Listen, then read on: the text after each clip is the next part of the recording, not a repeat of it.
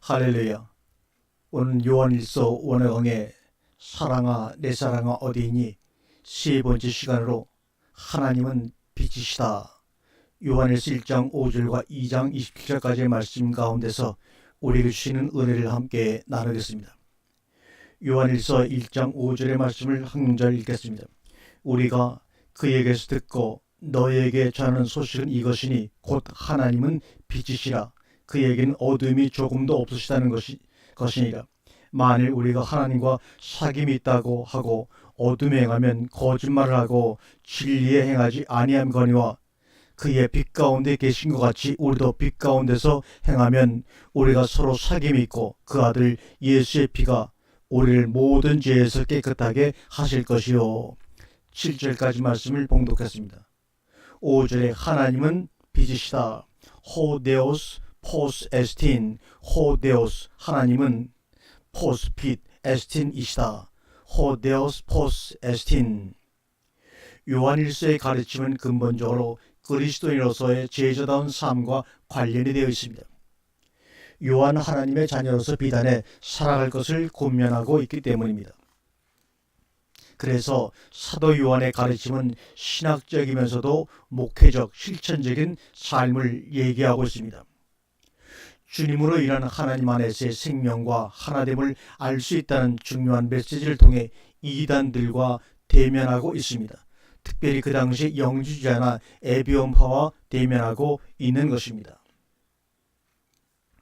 하나님은 빛이다. 호데오스 포스 에스틴이란 말에서 알 수 있는 것은 구약 성경에서의 빛이 지적인 진리와 도덕적 의로움을 상징한다면 요한일서에서는 빛이 주로 하나님의 영적 생명을 상징하고 어둠은 사망을 상징한다고 볼 수가 있습니다. 즉 하나님의 존재와 본성에 대한 묘사인 것입니다.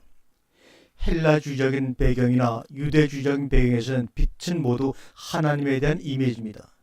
이방 종교에서도 신에 대한 이미지로 빛을 자주 사용합니다. 조로아스터교나 마니교 같은 곳에 특별히 그렇습니다. 요한복음 1장 4절과 5절 9절에서는 말씀을 천빛이라 성육신하신 예수 그리스도 그 말씀을 빛이라고 말하고 있습니다. 그리고 여러 곳에서 주님은 자신을 대해 빛이라고 소개하고 있습니다. 요한복음 8장 12절과 9장 5절 12장 35절 36절 46절 등에서 스스로 자신을 나는 빛이야 라고 소개하고 있습니다. 우리가 첫 번째 시간에도 영지주의에 대해서 잠시 얘기했는데 요한일서는 영지주의를 경계하는 내용들이 기본을 깔고 있기 때문에 다시 한번 영지주의를 요약해 보겠습니다. 영지주의라고 하는 것은 헬라어는 그노시스 이름입니다. 그노시스파라고 합니다. 이것은 지식을 뜻하는 헬라어입니다. 그들은 특별한 지식을 소유한 사람만이 신의 영역에 들어간다고 주장합니다. 이 사상은 헬라, 애굽, 페르시아, 인도 등의 신호와 철학 등을 성경의 진리와 혼합시켜 만든 것으로 혹자들은 금욕주의를, 혹자들은 방탕한 타락에 생각합니다. 그들의 주요 사상을 요약하면 6가지가 있습니다. 첫째, 육체를 포함한 모든 물질은 무조건 악하다고 보며 지식만 중요하다 이렇게 얘기합니다. 두 번째, 지식은 구원의 필수 조건으로 덕보다 중요하며 윤리나 양심은 중요하지 않다고 얘기합니다. 세 번째, 창조주 하나님은 30개 신들 중에 가장 열등하다고 얘기합니다. 네 번째, 그리스도는 성육신하지 않았다. 다섯 번째, 몸의 보안은 없다. 그러면서 여섯 번째, 이혼론을 주장하는 자들입니다. 이런 교리를 가지고 있는데도 혹세무민하게 그 당시 요한사 당시의 영주주의자가 혼합된 말씀을 가지고 교회 안에 침투해서 많은 사람을 미혹하고 있었다는 것입니다. 그런데 이 사상이 모습만 약간 바뀌었지 지금도 문화 속에 교회 속에 들어와 있다는 것을 여러분은 인지하고 계시는지. 특별히 이혼론 사상 같은 경우는 그렇습니다. 물론 플라톤이나 아리스토텔레스가 이혼론을 주장했지만 그것을 받아들여서 아주 교묘하게 성악의 논리를 피고 있는 것이 바로 교회 내에서의 영주주의의 그런 남아있는 잔재들의 모습이라고 해도 전혀 틀린 것은 아닙니다.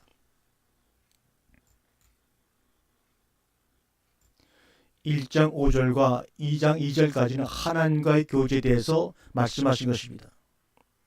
하나님은 우리 인간을 자신과의 교제를 목적으로 창조하셨다는 것입니다. 이것이 얼마나 대단한 것입니까? 그러나 하나님과의 근본적인 교제가 이루어지지 않은 상태에서 사람과 사람 사이의 정상적인 교제는 이루어지지 않는다는 것을 우리는 역사를 통해서 알 수가 있지요. 요한일서 1장 5절을 우리가 원문대로 제가 한번 번역하면, 그리고 우리가 그로부터 듣고 너희에게 전하는 소식은 이것이다. 하나님은 빛이시고 그에게는 어둠이 조금도 없으시다는 것이다. 이런 말입니다. 이 어둠이 조금도 없다. 스코티의 엔 아우트 우크 에스틴 우데미아, 에스틴 우데미아, 조금도 있지. 우크 아니하다, 그런 말이죠. 뭐가 스코티야, 어둠이, 이런 말입니다. 사도 요한이 전하는 소식은 분명히 그리스도로부터 들은 지식에 근거합니다. 여기서 소식, 앵팡엘리아라는 단어는 지식, 동의, 특별히 언약에 대해, 특히 선에 대해 신적인 확신을 통고하거나 알릴 때 쓰는 단어입니다. 앵팡겔리아는 약속뿐만이 아니라 약속한 것의 성취 모두를 의미합니다. 약속의 내용은 유업으로 메시아적 구원, 생명, 성령의, 그리고 하나님의 아들됨입니다. 모든 약속들은 율법의 저주를 제거하고 성령을 담보와 보증으로 주시고 인치신 하나님의 긍정이신 그리스도 안에서 성취가 되는 것입니다. 그런데 사도 요한이 약속과 그 성취에 대한 내용을 너희에게 전하기 위해 그리스도에게 들었다, 이렇게 얘기합니다. 그리스도에게 들었다. 아케코아멘, 완료입니다. 완료로서 이미 들은 것을 지금까지 기억하고 있다는 의미입니다. 이미 들었다는 것을 전제로 말하는데, 그래서 이때 앵팡겔리아 소식은 새 언약의 성취를 가리킨다고 할 수가 있습니다.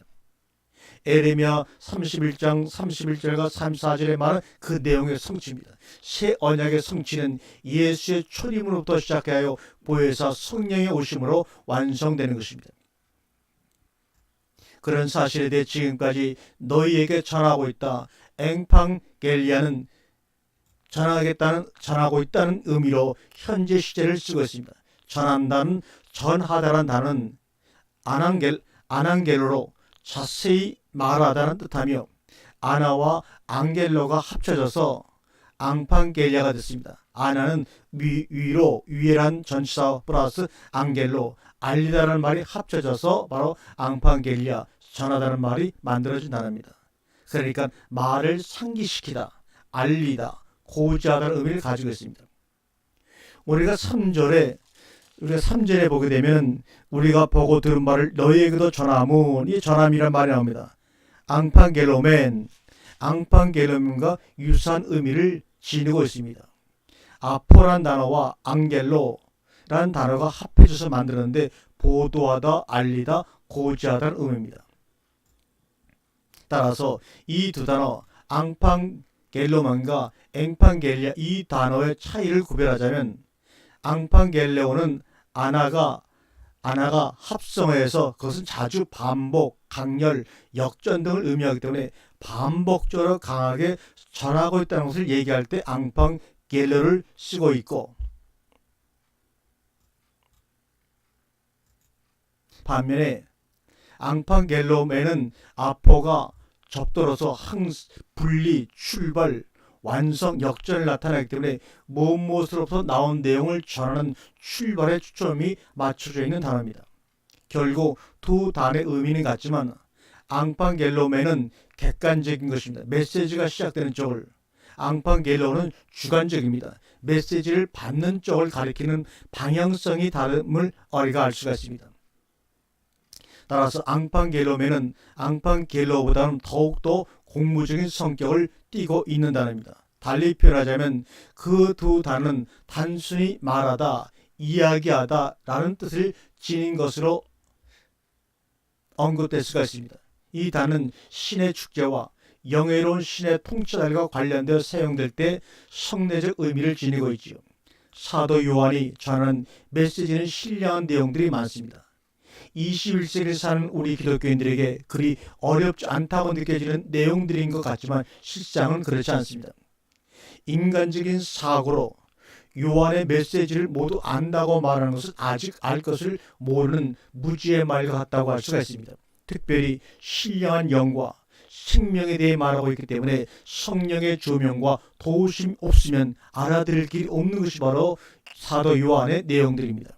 이제 사도 요한이 전하는 소식의 내용이 무엇인가를 살펴보겠습니다. 그 내용은 말합니다. 하나님은 빛이라고요. 호데오스 포스 에스틴이라는 것입니다. 여기서 빛을 가리키는 단어 포스에 간사가 없습니다. 이것은 본질을 나타내는 것으로 빛은 하나님의 속성이 아니라 빛이 곧 하나님 자신이다 그런 말입니다. 빛이 바로 나야 이런 말입니다. 이 빛은 그 어느 것에도 제한받지 않고 그분 앞에서는 그 어느 것도 숨길 수가 없을 정도로 완전하다는 것을 의미합니다. 그래서 완성된 새 예루살렘에서는 그 어떤 자연계 빛이 필요가 없습니다. 그것은 오직 어린 양이 친히 등이 되시기 때문에 밤이 없다고 요한계시록 21장 22절과 25절에 말씀하고 있습니다. 함께 읽겠습니다. 성 안에 성전을 내가 보지 못하였으니 이는 주 하나님 곧 전능하신 이와 및 어린 양이 그 성전이심이라. 그 성은 해나 달의 비침이 쓸데없으니 이는 하나님의 영광이 비치고 어린 양이 그 등이 되심이라. 만국이 그 빛 가운데 다니고 땅의 왕들이 자기 영광을 가지고 거리로 들어오리라. 성문들을 낮에 도무지 닫지 아니하리니 거기는 밤이 없습니다. 하나님의 본질 자체가 빛이시므로 그분에게 어둠이 조금도 없다는 말은 자연스러운 설명이요 당연한 사실입니다. 조금도 없다. 우크 에스틴 우데미아 이중부정의 표현을 써서 전혀 없다는 것을 얘기하고 있습니다. 우크 에스틴 우데미아 하나님을 이런 절대적인 빛으로 표현하는 것은 결국 그런 하나님과 교제하는 우리가 어떠해야 함을 드러내는 것입니다. 요한일서의 중심 주제 하나가 바로 이것입니다. 하나님은 호데오스 포스 에스틴 하나님은 빛이다 이 말입니다. 하나님과의 교제와 성도 간의 교제는 반드시 빛 안에서 이 말은 뭡니까? 빛 안에서 행해진다는 말은 무엇입니까? 하나님 안에서 말씀 안에서 행해져야 한다는 말이죠. 왜요? 빛은 호데오스 포스 에스틴 빛은 하나님이시기 때문에 그렇습니다. 어둠은 지혜와 거짓 그리고 세상의 악한 영에 속한 빛입니다. 그러나 하나님의 빛은 생명과 진리와 신령한 영에 속한 빛입니다. 이렇게 빛의 종류가 두 가지라는 사실을 아는 것이 중요합니다. 빛과 어둠이 대조를 이룬다고 해서 우리가 생각하는 낮의 태양과 밤의 어둠을 생각해서는 안 됩니다. 사단도 왜 강명의 천사를 가장하는지 여러분 아시죠? 바로 그 내용이 고린도후서 11장 14절에 나오죠. 자기도 빛이기 때문입니다. 대신 그 빛은 빛이 돼 어둠의 빛입니다. 그래서 주님이 이런 빛의 비밀에 대해 다음과 같이 마태복음 6장 22절에 말씀하죠. 눈은 몸의 등불이니 그러므로 내 눈이 성하면 온 몸이 밝을 것이요 눈이 나쁘면 온 몸이 어두울 것이니 그러므로 내게 있는 빛이 어두우면 그 어두움이 얼마나 하겠느냐. 지금 이 구절에서 주님은 무엇을 비교하고 있는가에 주목하십시오. 눈이 성하고 나쁘다는 것을 비교하고 있습니다. 그렇다면 이 부분에 대해 원어 성경은 어떻게 말하고 있는지 살펴보겠습니다. 성하다라고 번역되어서 눈이 성하다라고 번역된 단어는 하플루스입니다. 하플루스. 천진난만한, 단순한, 순진한, 성실한이라는 형용사라서 연합을 따는 알파와 프로스, 이거 프로스는 항해라는 말은 항해. 이 접두사 알파와 프로스 항해라는 말이 합쳐져서 만들어진 단어입니다. 단순한 심플, 공개적인, 솔직한, 숨은 동기가 없는 부정적 의미에서 순진한 이런 뜻입니다. 이 말은 소크라테스에 의해서 누스 이성의 반대 개념으로 사용되었던 단어가 바로 아플루스입니다. 따라서 이 단어는 순전하게 바라보는 눈을 가리킵니다. 단순하게 한 곳만 바라보는 눈을 의미합니다. 베드로가 풍랑이는 바다에서 처음엔 오직 주님에게만 시선을 집중했듯이 그는 풍랑이는 바다를 그래서 밟고 걸어갔습니다. 이런 눈이 바로 하플루스, 건강한 눈이고 순전한 눈이라고 말하고 있는 것입니다. 그에 비해서 나쁜, 눈이 나쁘면 나쁘다는 이 나쁘다고 번역된 포네로스란 형용사는 아픈, 악한 의미를 가지고 있습니다. 포네로스가 형용사로 사람들에게 쓰일 때는 특히 예수님을 대적함으로써 그들의 성향을 나타낼 때 쓰는 단어입니다. 그러므로 예수님을 반대하는 자들은 누구든지 악하다 그 말입니다. 디모데오 3장 13절에서 악한 자들은 처음에는 예수님과 그의 메시지에 대해, 그 다음에 데살로니가후서 3장 2절에서 악한 자들은 믿는 자들과 그들의 신앙을 반대하는 자들입니다. 그래서 내 오른 눈이 실족하게 하거든 뽑아버리고 백체 중에 한 지체가 천국에 들어가는 것이 낫다고 마태복음 5장 29절에 말씀하신 것입니다. 여기서 오른쪽이라는 단어는 덱시오스라는 단어는 데코마이, 이건 받아들이다 해서 유리한 단어로서 아주 능숙하게 받아들이는 것을 의미할 때 오른쪽 덱시오스라는 말을 씁니다. 그런데 그 오른 눈이 무엇에 능숙했는가 하면 자발적으로 여자를 보고 블레포, 음욕을 품는, 에피드메오, 음욕을 품는, 욕망을 품는 그런 욕망적인 탐하는 욕망이 생겨 마음에 빼앗긴 것을 의미하는 그런 간음에 능숙했다는 것입니다. 그 오른 눈이 주님 한 분만 바라보아야 하는데 다른 것으로 돌아가 다른 것을 받아들여 두 가지를 받아들였을 때 그 눈이 바로 나쁜 눈이요 병든 눈이라는 것입니다. 그럼 이제 이 빛의 종류가 두 가지라는 것을 알아보겠습니다. 마태복음 6장으로 돌아가서 그 근거가 되는 구절을 원어로 살펴보겠습니다. 에우토 토 포스트 엔 소이 스코토스 에스틴 투 스코토스 포선. 여기서 한글 성경과 비교해 보겠습니다. 현대 번역은 이 원어를 어떻게 번역했느냐? 내 눈이 악한 생각과 욕망을 흐려져 있다면 너는 심한 어둠 속에서 헤매게 될 것이다. 그 어둠을 어찌 이루 말하랴? 공동 번역은 그러니 만일 내 마음의 빛이 아니라 어둠이라면 그 어둠이 얼마나 심하겠느냐? 한글 킹제임스 버전입니다. 그러므로 내 안에 있는 빛이 어두우면 그 어둠이 얼마나 크겠느냐? 바른 성경, 그러므로 내 속에 있는 빛이 어두우면 그 어두움이 얼마나 심하겠느냐? 그런데 지금 여기 있는 에이 우토 투 포스 투 토 엔 소이 스코토스 에스틴 토 스코토스 포선, 이것을 원문대로 번역한다면 그러므로 에이 우토, 그러므로 만일 내 안에 빛이 어두우면 그 어둠이 얼마나 크겠냐? 현대는 어둠 속에 어둠이라면 어두우면 어둠이 이렇게 번역됐지만 실제 이 문장은 어두움이면 소이 스코토스 에스틴, 어두움이면 내 안에 빛이 어두움이면 이럽니다. 이 말이만 어두움이면 그 어두움이 얼마나 크겠냐? 명사를 어떻게 번역했냐의 차이입니다.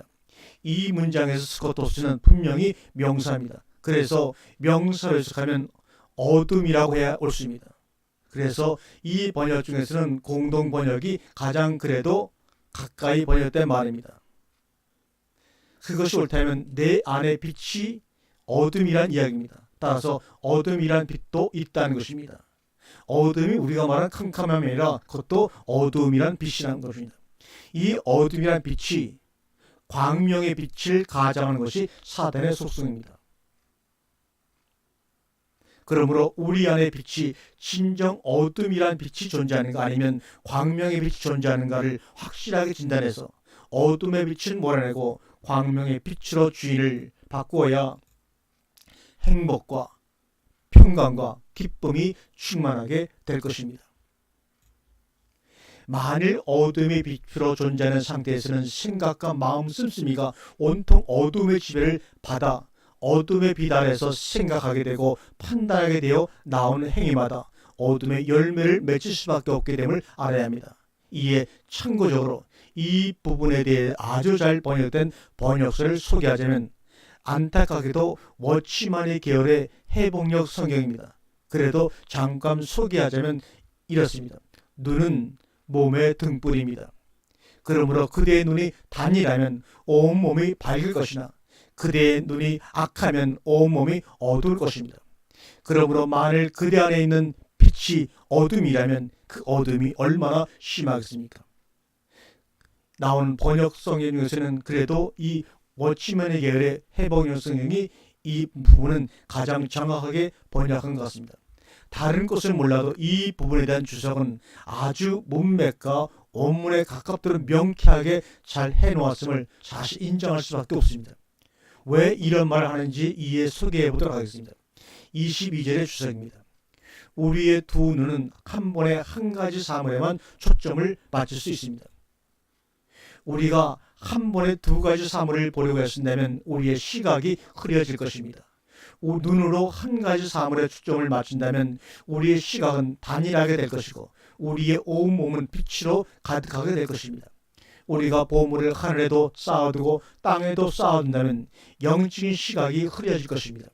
우리가 시각을 단일하게 보려면 보물을 한 곳에 쌓아야 됩니다. 이렇게 추석하고 있죠. 그럼 23절은 그대의 몸이 악하면 온몸이 어두울 것입니다. 그러므로 만일 그대 안에 있는 빛이 어둠이라면 그 어둠이 얼마나 심하겠습니까? 이 말씀을 주석 다루는 것을 보겠습니다. 한 가지 사물에만 초점을 맞추지 않고 두 가지 사물을 동시에 보는 것은 우리 눈을 악하게 만드는 것이다. 그런 경우에 우리의 온몸은 어두워질 것이다. 따라서 우리 마음이 땅에 쌓아둔 보물에 고정된다면 우리 속에 있는 빛은 어둠이 될 것이고 그 어둠은 심할 것이다. 이런 의미에서 우리의 하나님은 광명의 빛이십니다. 그래서 우리 하나님은 절대적 빛으로 나타났기 때문에 그분에게는 어둠이 전혀 없으시다는 설명은 두말할 필요도 없습니다. 굳이 사도 요한의 이인이 하나님의 빛이신데 어둠이 전혀 없다고 강조한 것은 이제부터 말하고자 하는 교제의 문제, 교통의 문제 때문입니다. 여기서 전혀 없다고 부정된 말은 이중부정으로 우쿠 에스틴 우데미아를 강조하고 있습니다. 요한일서 1장 6절과 10절의 말씀입니다. 다시 한번 6절을 읽겠습니다. 만일 우리가 하나님과 사귐이 있다고 하고 어둠에 행하면 거짓말을 하고 진리를 행하지 아니하거니와 7절 그가 빛 가운데 계신 것 같이 우리도 빛 가운데 행하면 우리가 서로 사귐이 있고 아들 예수의 피가 우리를 모든 죄에서 깨끗게 하실 것이요 만일 우리가 죄가 없다고 말하면 스스로 속이고 또 진리가 우리 속에 있지 아니할 것이요 만일 우리가 우리 죄를 자백하면 그는 미쁘고 의로우사 우리 죄를 사하시며 우리를 모든 불의에서 깨끗하게 하실 것이요 만일 우리가 범죄하지 아니하였다면 하나님을 거짓말하는 이로 만드는 것이니 또한 그의 말씀이 우리 속에 있지 아니하니라. 10절까지 읽었습니다. 사실상 이 부분은 어둠에 속하여 사는 자와 빛 가운데 사는 자를 나누어 설명하고 있습니다. 그렇기 때문에 그들이 교제하고 있다는 하나님이 어떤 분인지에 대해 앞서 설명이 필요했던 것입니다. 어둠이 전혀 있을 수 없는 분과 여전히 어둠 속에 살면서도 하나님과 사귐이 있다고 주장한다면 그런 이야기를 어떻게 생각해야 하느냐 그 말입니다. 6절, 8절, 10절에선 하나님과 사귐이 불가능한 자들에 대해서 말하고 있고 7절, 9절은 하나님과 사귐이 가능한 자들에 대해서 말하고 있습니다.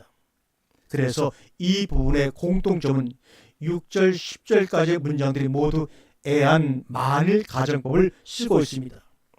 애안 플러스 과거 가정법이나 현재 가정법은 일어날 수 있는 사항을 가정하는 조건절입니다. 이런 가정법은 우발적인 사건이나 실수를 나타내는 것이 아니고 상황을 가정하는 조건절입니다. 이런 가정법은 우발적인 사건이나 실수를 나타내는 게 아니고 법률적인 언어를 반영하고 있어서 의도적인 행위를 암시하고 있습니다. 여기서 행하면이라고 번역된 단어는 펠리파테오는 특별히 전체적인 삶의 방식이 윤리적, 도덕적, 신앙적 생활 방식을 의미합니다. 히브리어로는 할라크로서 사람들의 윤리적이고 실천적인 행위를 시사하죠. 더욱이 오늘 본문에서는 현재 시제로서 습관적으로 계속되는 어두운 행위를 나타내고 있습니다. 그런데 요한복음에서는 이 단어가 각 개인의 영적 삶의 형태를 설명하기 위해서 사용된 많은 단어 중에 하나로 쓰이고 있습니다. 그럼 우리가 다음 시간엔 하나님과 사귐을 갖지 못하는 자들은 어떤 자들인가 한 내용을 가지고 함께 은혜를 이어가도록 하겠습니다. 감사합니다.